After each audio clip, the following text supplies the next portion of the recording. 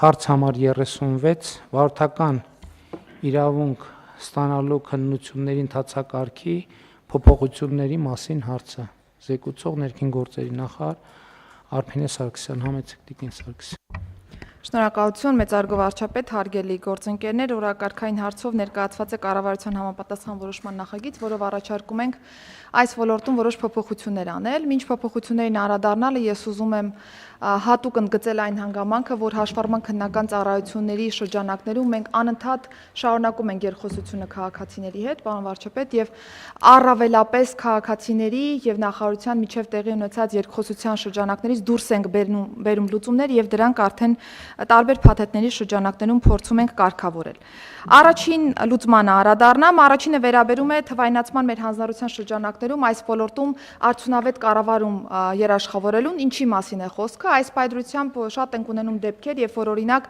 բժշկական հաստատությունների, կոնկրետ այս դեպքում Արմեդի հետ ինտենսիվ կապի բացակայությամբ պայմանավորված շատ հաճախ մենք շարունակում ենք վարելու իրավունք տալ այն անձանց, որոնք օրինակ կարող են թմրաբանական կամ հոգեբուժական հաստատությունում հաշվառում ունենալ եւ հնդածս երբ որ բացահայտում ենք այդ հանգամանքը նոր միայն դադարում է վարորդական իրավունքը,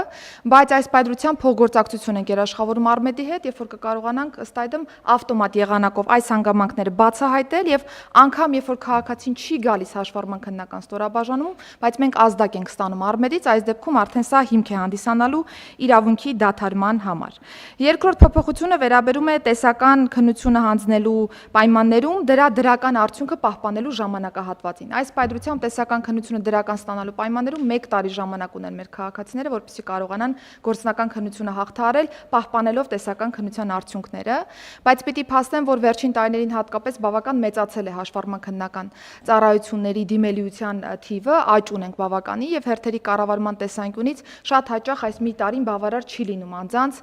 դիմելու եւ նաեւ գործնական քննությունը հաղթահարելու։ Երկրորդ իրավիճակում օրինակ շատ են դեպքեր, երբ որ գործնական քննություններից բազմաթիվ են բացասական արդյունքները եւ կրկին մի տարի ժամանակահատվածը բավարար չի լինում այս տեսանկյունից եւ երրորդ իրավիճակը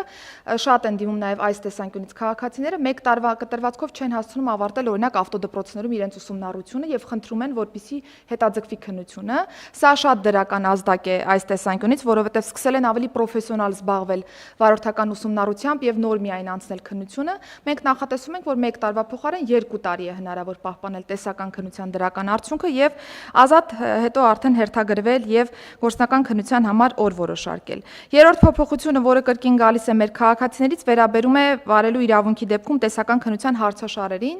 Այս պայծրությամբ շատ են քննարկումները, որ մենք օրինակ թեթև մարդատար ավտոմոբիլների համար նախատեսված վարելու իրավունքի քննության հարցաշարում ներառում ենք օրինակ ավտոբուսների վարման հետ կապված հարցեր։ Հիմա դարձնում ենք շատ ավելի իդենտիկ, կոնկրետ կարգին եւ ենթակարգին բնորոշ հարցեր պիտի նախատեսվեն հարցաշարում, որը որ կօգնի մեզ դարձնել ավելի արդյունավետ այս կառուցակարգերը։ Այս փոփոխությունն առաջարկում ենք ուժի մեջ դնել սեպտեմբերի 1-ից, որպեսզի հասցնենք մեր թվային համակարգերը ադապտացնել այս փոփոխությանը։ Եվ վերջին փոփոխությունը, որը կրկին մեր քաղաքացիների հետ երկխոսության արդյունքից է ի հայտ եկել,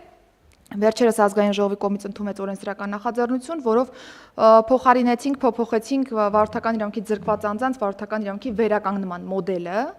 եւ դրա հիման վրա կառավարության որոշումը պիտի սպասարկի այս օրենսդրական նախաձեռնությունը, նախատեսել ենք որոշակի փոփոխություններ, որոնք կօգնեն իմպլեմենտացման փուլը սահուն անցկացնել։ Մեր քաղաքացիները շատ են հետաքրքրվում այս օրենսդրական նախաձեռնության ուժի մեջ մտնելու ժամկետով։ Ես ուզում եմ փաստել, որ հուլիսի 6-ից օրենսդրական նախաձեռնությունն ուժի մեջ է մտնում եւ մեր մնացյալ ընթացակարգերը, որոնք որ նախատեսված են, արդեն մտնում են process-ի մեջ եւ կարող են դիմել, իհարկե պահպանելով բոլոր ընթացակարգերը։ Շատ կարճ թերևս այսքանը, պարոն վարչապետ, շնորհակալ։ Լավ ասեցիք, որովհետեւ արդեն նամակներ եմ ստանում, ասում են, ընտրություններից առաջ բան խոստովիկ ընտրություններն անցան, մոռացաք, էլի խաբեցիք քաղաքացիներին եւ այլն։ Հիմա երբ է ուժի մեջ մտնում։ Հիմա հուլիսի 6-ից, պարոն վարչապետ, օրենսդրական նախաձեռնություն ուժի մեջ է մտնում եւ երկու իրավիճակ կարող ենք ունենալ։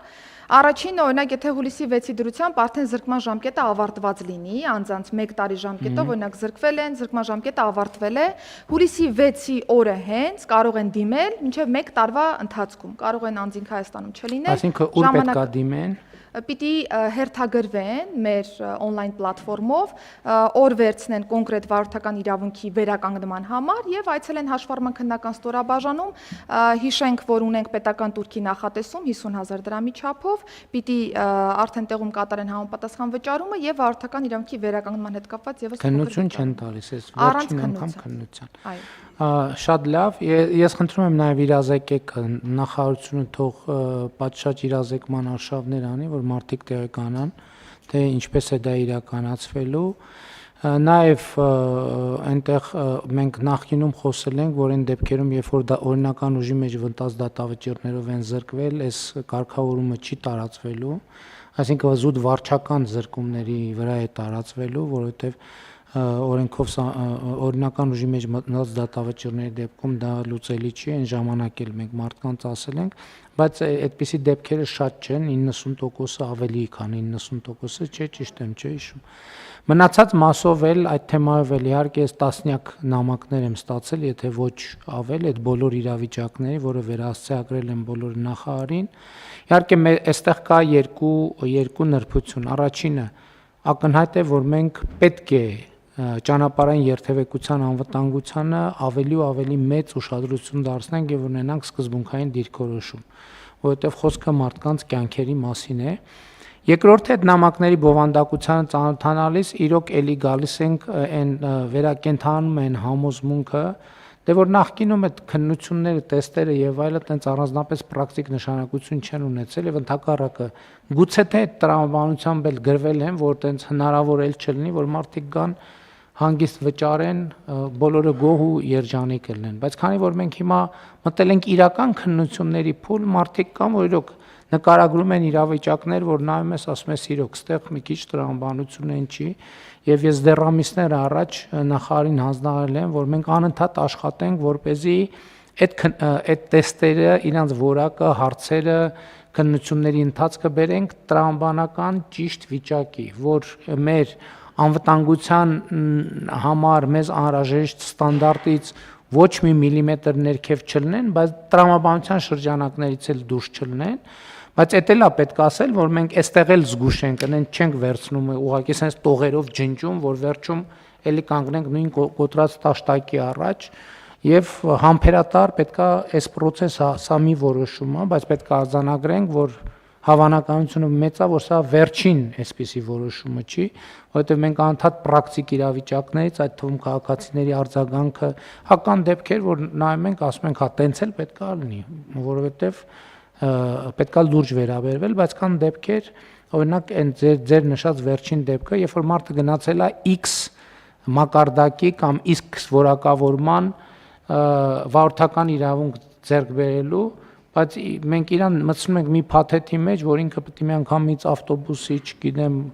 վերամբարձ կռունկի եւ այլնի ստանդարտի հարցերի պատասխանի, մինչդեռ ինքը չի ուզում դա։ Հետևաբար այս հարցը պետք է բաժանել, եթե ուզում է, շատ լավ ուզում է, բայց մենք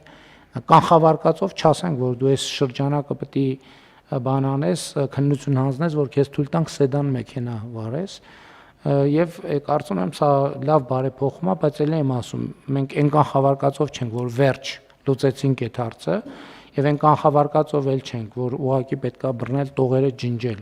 Պետքա հենց երկկողմ պետքա շատ խնամքով վերաբերվել, որպեսզի մենք նաեւ երթևեկության անվտանգության մեզ համար անհրաժեշտ եւ ցանկալի ստանդարտը կարողանանք